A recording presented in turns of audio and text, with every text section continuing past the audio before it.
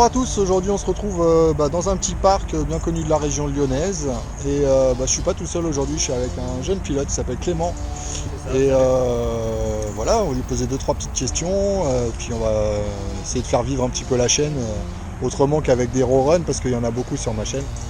Alors mon cher Clément, vas-y présente-toi, est-ce que tu peux nous dire comment tu es arrivé au FPV, depuis combien de temps tu voles? Ok, bah déjà j'ai 25 ans du coup, et le FPV on va dire que ça fait plus ou moins un an où je regarde vraiment des vidéos à fond, mais j'ai toujours connu ça un petit peu à l'époque quand c'était beaucoup moins connu, mais ça fait vraiment un an où je me suis dit il faudrait quand même que j'essaye de m'y mettre. Après bon bah vu que ça coûte quand même un peu d'argent et tout, j'ai quand même temporisé, puis un jour là le confinement est arrivé, je sais pas pourquoi à ce moment-là d'ailleurs, mais je me suis dit c'est bon, c'est le moment, j'ai craqué. Du coup, après avoir regardé des vidéos pendant environ 2 mois, de m'être bien renseigné, j'ai acheté mon matériel et puis j'ai monté ça moi-même. Parfait, donc tu as commencé par une machine que tu as montée toi-même, t'as pas commencé avec un truc bind and fly déjà tout prêt.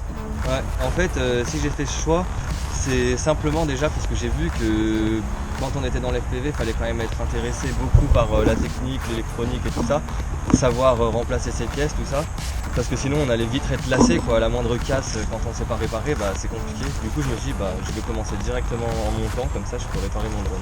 Effectivement, et je pense aussi que c'est le meilleur moyen de commencer, c'est-à-dire c'est de mettre les mains dans le cambouis et voilà, et vraiment d'apprendre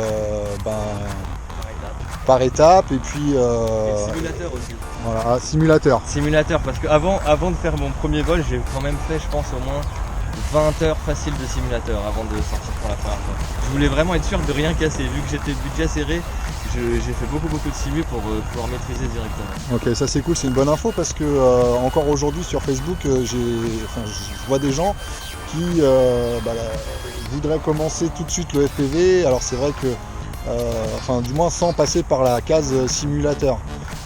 Et les gens, il y a énormément de gens maintenant qui achètent des bind and fly, des drones tout faits. Et puis ils sont dans l'excitation un peu du truc et voudraient voler tout de suite. Mais c'est prendre le risque de casser ou de perdre sa machine un peu bêtement. Donc le simulateur, c'est une très bonne école. Et sinon, comment est-ce que tu pourrais définir ton style de vol? Vers quoi tu as tendance à te rapprocher? Tu es plus freestyle pur? Est-ce que tu vas faire plus du cinématique? Est-ce que tu es plus attiré par la race?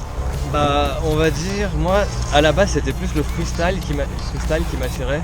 Ou alors, je sais pas, moi j'appelle ça le vol intuitif, mais je sais pas si ça porte vraiment ce nom. C'est pas définir d'objectif, mais jouer avec l'environnement. Si je vois un trou entre des arbres, bah, je vais essayer d'y passer comme ça, sans l'avoir prémédité en fait.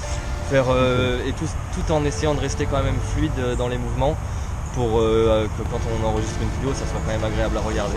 Toi, à l'instinct, quoi.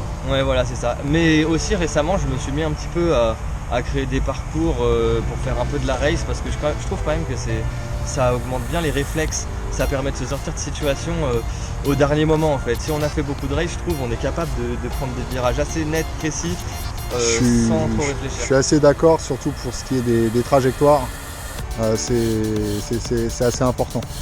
Et écoute Clément, je te remercie pour toutes ces infos et puis voilà, on te souhaite bon vol et à bientôt sur la chaîne. Ciao. Salut. Et oubliez pas, faut se mettre au FPV, c'est vraiment un truc qui cartonne en ce moment. Cool.